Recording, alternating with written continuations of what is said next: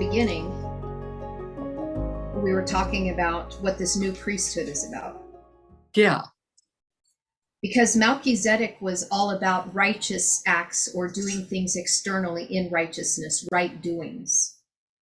The Kumra or the Kumratha are those who are learning to stand erect and firm, that have raised their head and their top, the sacred chamber within. They're raising their head, mind of Christ, out of the poor and destitute place they were in, meaning they are now fully conscious and illuminated. And then the ta is the sacred chamber within, the Magdalene heart. So the priesthood of the Kumratha, what we just did today in our conversation, is exactly what the current new priesthood is going to be doing. Because those of us who still have questions are technically still in Sheol. They're still in hell. Sure. Can I do this better? How can I, the beginning of the whole conversation. So what this conversation was today was demonstrating the work of Ishu. This was demonstrating what the new priesthood is doing to help assist all of us during the shadows. It's not about the outward traditions of men any longer. It's not about us gathering and doing certain things on Passover and Shavuot, Pesach, Shavuot, and the Feast of Tabernacles. It's not about those things anymore. Those were right doings externally that were trying to get us to look inwardly to what these things were trying to say about us from the inside out. Like, what was Pesach saying about our inward journey? What was Shavuot saying? I know you're getting this. But yeah. that is starting to point us in. Hence why Melchizedek, separated, not quite enjoined. When we move into the Kumratha, it's so that Aleph can be made absolute, meaning that the Kumratha helps turn all of the shadows, all of those hiddens, all of the Liliths, the Lilas into the Hillel, so that we can all be operating in our absolute state of being of absolute love. Not a lesser than love, not a love with, I've got boundaries here. I can only love you if, I can't love the Palestinians, although I'm allowing myself to have good relationships now because, they were trying to kill us, we're trying to kill them. Whatever that is, I can now look at the Palestinians as being absolute love with them, as one with them, because we are all the divine inspiration, the breathing ones of the one infinite creator, getting to see itself in its many diverse ways of expressing itself. So the Kumratha, this is why I was calling it for a while the Kumratha Kunatha Asiya, because Asiya is the Aramaic word for healer. This is where we get the phrase Essenes from. They are the healers. So this priesthood that is coming forward is healing all the wounds of separation. And the only way we can do that is one person at a time. You had said something about that in the Jewish thought, that if I hurt somebody's heart, it is my responsibility to heal them. I am not going to agree with that statement, because how can you heal another when it's their work to be done? All you can do is make restitution on your side. So let's back it up. Okay. I borrowed somebody's car. It's the only car they had. And when I was driving it, I got in a car accident. Nobody died, so we're not going there. Nobody died, but now their car cannot be driven. I mean, it just got totally screwed up. Totally screwed up. And let's say that car didn't have insurance on it. Maybe you drive in it, you didn't know, right? And maybe there's no way that that car could be replaced. That person doesn't have enough money to replace the car. They just got in that poor and destitute place. Now in Torah, my thought is the goal is to replace it, right? My job is to replace that car, probably better than the one you had before because you lent it to me and I want to make restitution. Right. That's true.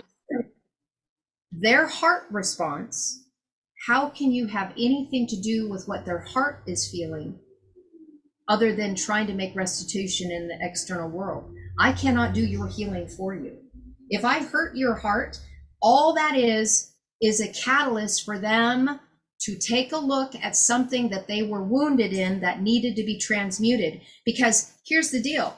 The reason why you said you like me being direct, I have no fear of loss or hurting someone. I am going to speak plainly. If they get hurt by my plain words that I'm speaking objectively, it has nothing to do with me. It has to do with something they got triggered in that is part of their healing journey. For sure. And I'm not going to be objective to or subjective to that when they project it back on me. You did this to me. Okay, let's take a look at this objectively. I said this.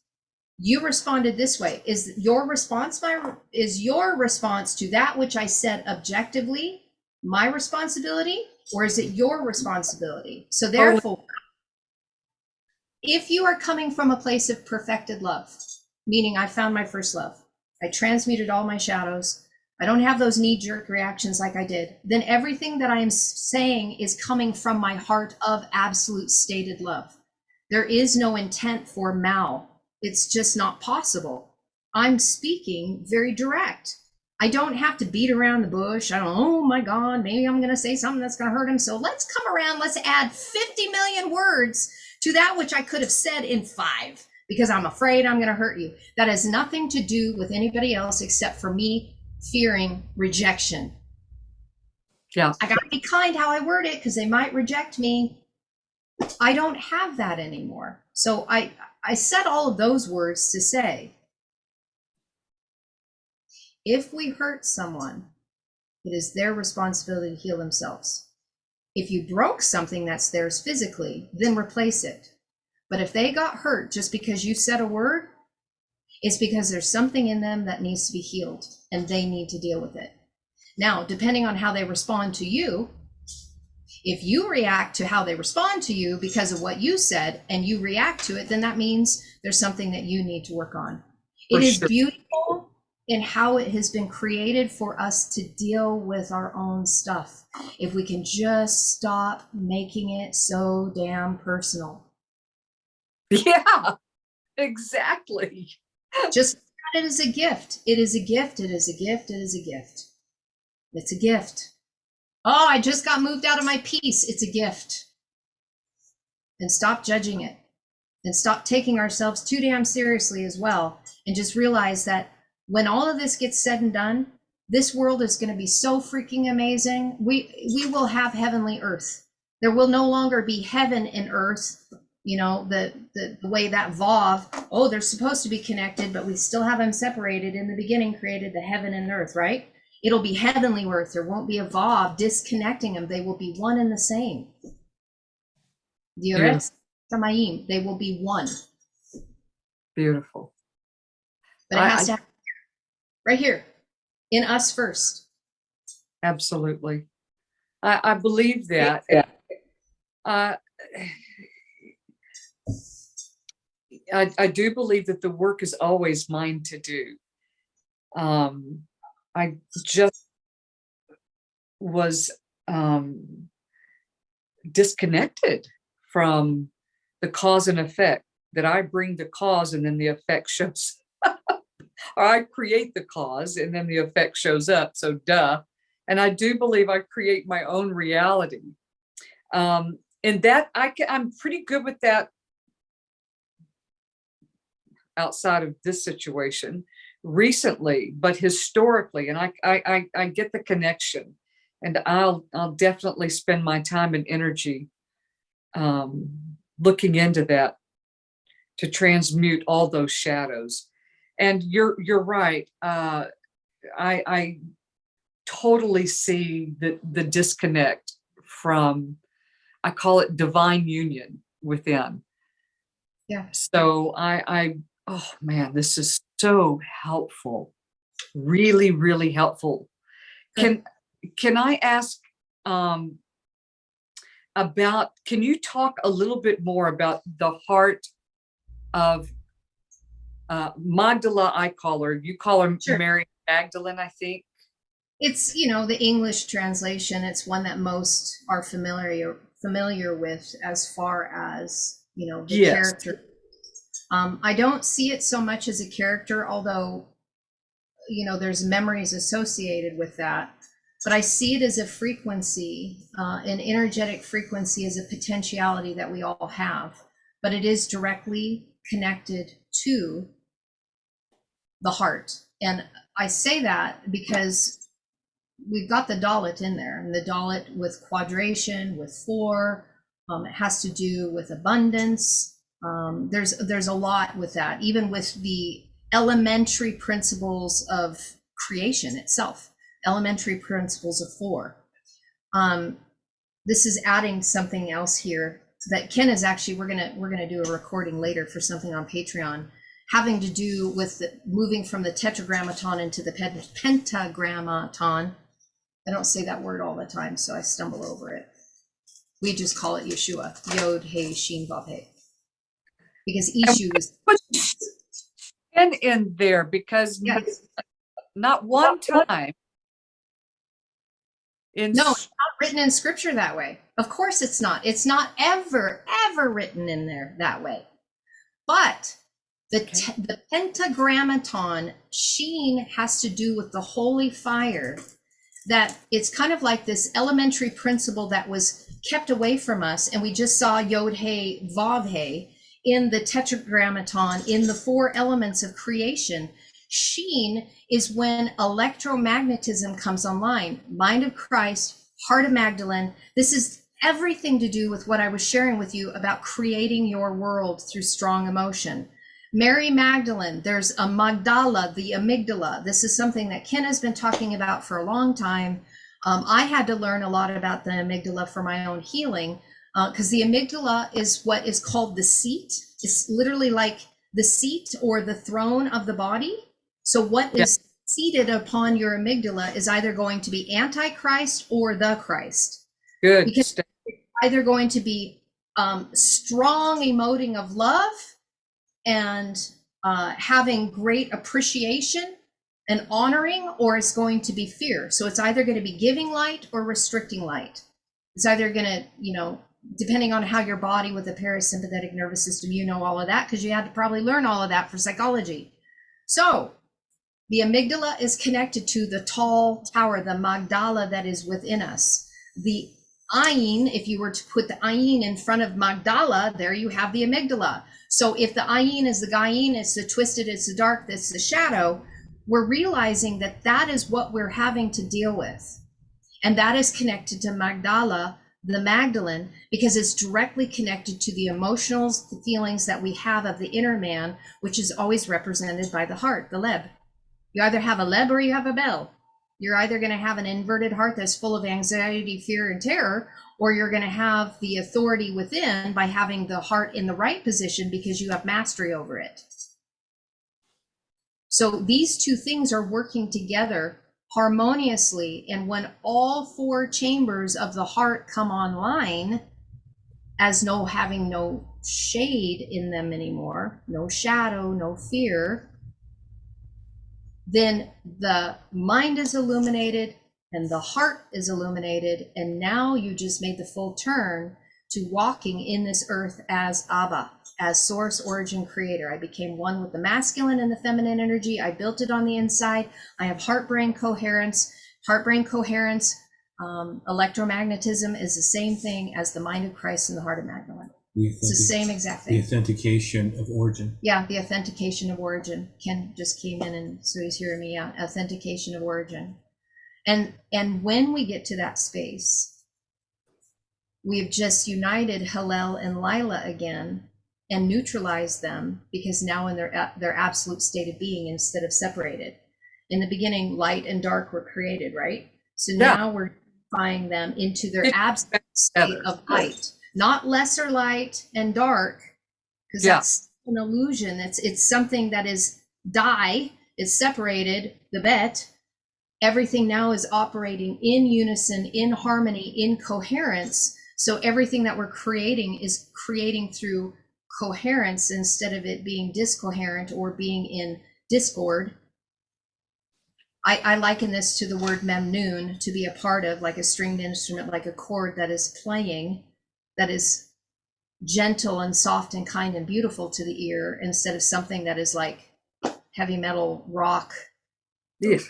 Bands that angry metal. I don't even know what they call them. I can't listen to them. I'm like, No, no. right? That's what we don't want. So the Magdalene heart mind of Christ is like Mozart. Coherence. Coherence, yeah, exactly. Does that help? Does that help with Oh, what you're asking? yes. Okay. Hugely. Because I Hugely. think it's just interesting that the amygdala, when Ken and I started talking about this a long time ago, because he was looking at different things with the brain and we were talking about it. And because of having CPTSD, and, dare I say that maybe you've had some PTSD because of the terror attacks. Definitely. The amygdala becomes oversized. I used to call it my spidey senses. And another word you can say it is becoming very empathic. And we wear this like a badge of honor that we're empathic because I can feel. Well, that was survival. I had to feel my environment with my spidey senses to see if it was safe or not. Was I going to have fun, or was it safe to stay? And most of the time my life didn't feel safe anyway. So, I was so empathic. Oh, I'm an empath. Well, that just means you have a lot of trauma that's unresolved. Yeah, that's really good. I used to not be able to be around fireworks. Only recently have I been able. I would be the first one on the ground if something made a big sound, and then trying to pull others down with it's ridiculous. Yeah, but you know what? Here's the thing. You just judged it, right? It just was. It just was. It was something that you lived through, and it was trying to get your attention, because ultimately this is where we get to trust ourselves on the inside so that we can trust our world on the outside, so that you can go to the 4th of July and enjoy a fireworks display, get to see something so amazing and not even be triggered by it. Like nothing can trigger us anymore. Nothing gets us into that fear position where we're like, oh my God, we get back to this place where we were in the age of purity and innocence when we first came in, with absolute awe and wonderment for everything that we're seeing. That is the goal. Judging it. That is what the mind of Christ is all about. That's the authentic mind, just an absolute awareness. And I believe that I just had to have the pathway to move forward in that. It's easy for me to believe the goal, but to arrive there authentically, I have to have the process. And that's what you've given me is, now I have a path. Before it was just like, well, what the hell am I going to do now? Right. And honestly, that's what most of us have been saying for most of our life. What the hell am I supposed to do now? Yeah. You get suddenlies come in, and then you try to figure out how to orient yourself through the suddenly. And then in that moment, everything in your world changes. Your external world changes. Everything, once you thought was safe, and now it becomes not safe. That's why this new priesthood is going to be so influential in healing the world, because that is what we're having to transmute, is all of those trauma shadows. And that is what the priesthood is. And that's why the shemesh, why this symbol is so important, but also the word as a priesthood as well, the shamesh, is because it's priest and priestess. It's not delineation. It's that Shekinah, the sheen, mem in the middle, sheen, the shemesh, the light of the sun, because the sun shines on everything and all things. It doesn't discriminate, right? Right. This priesthood is very much involved in this, because there's no discrimination anymore. I can let my light shine upon anyone and anyone, everywhere, anytime, any space, because I have not one thing against anything that is outside of me, because I've made harmony with everything that's on the inside of me. I don't distance myself anymore. There's no longer a they. I see us as one family. Alephim.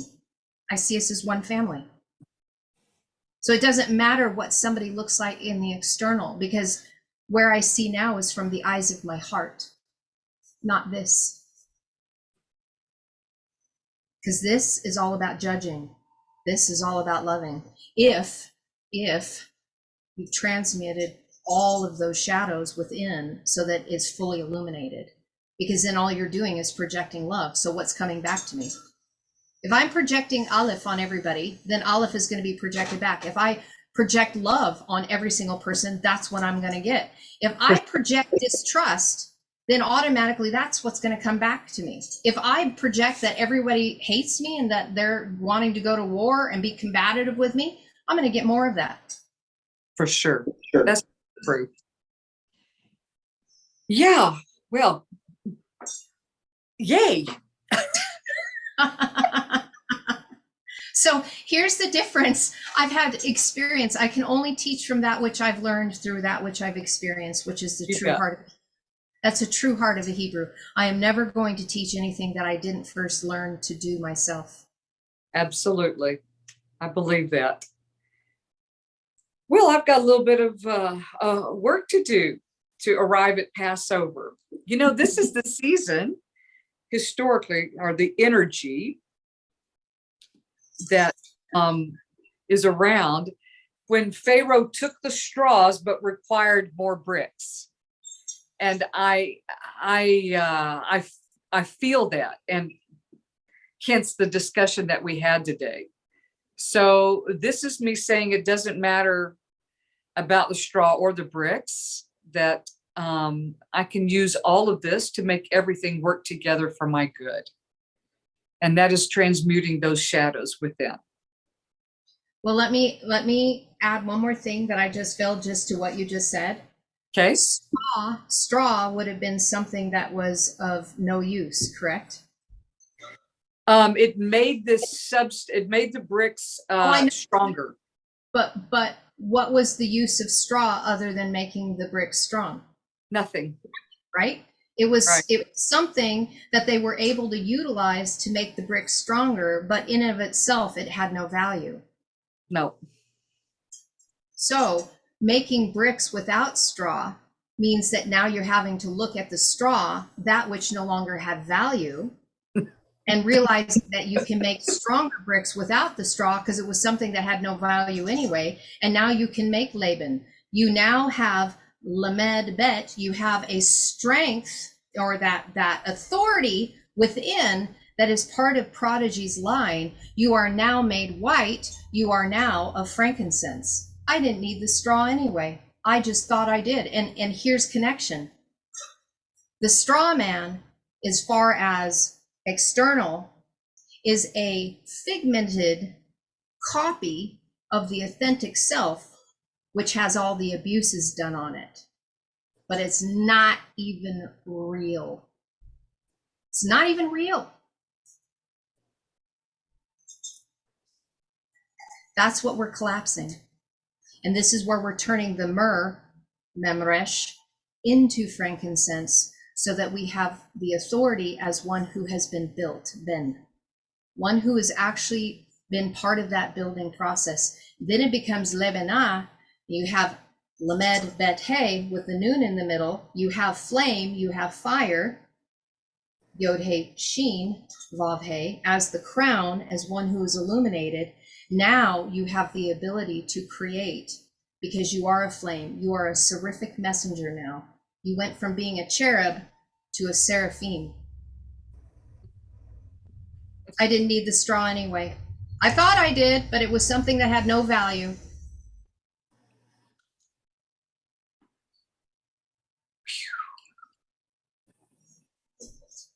Well, now I just want the whole world to know you.